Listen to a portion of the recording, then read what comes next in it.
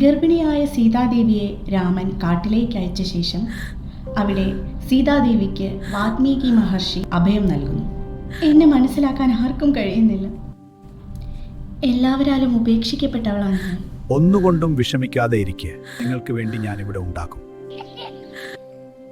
ഏതാനും മാസങ്ങൾക്ക് ശേഷം സീതാദേവി 2 ആൺകുഞ്ഞുങ്ങൾക്ക് ജന്മം നൽകുകയും അവർ വളരെ സന്തോഷത്തോടുകൂടി ആ ആശ്രമത്തിൽ കളിച്ച് വളരുകയും ചെയ്തു.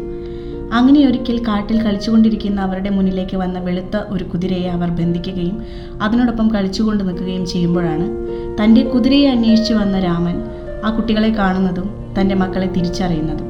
പിന്നീട് രാമൻ അവരെയും കൂട്ടിക്കൊണ്ട് കൊട്ടാരത്തിലേക്ക് മടങ്ങി.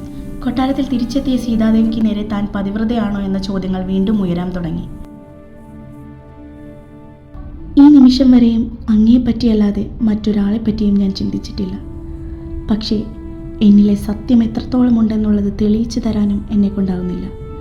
ഞാൻ അങ്ങയെപ്പറ്റി മാത്രമാണ് ഇതുവരെയും ചിന്തിച്ചിട്ടുള്ളത് എങ്കിൽ ഈ നിമിഷം തന്നെ ഈ ഭൂമി 2ആയി പിളരുകയും നാം നമ്മുടെ മാതാവിൽ അഭയം പ്രാപിക്കുകയും ചെയ്യും.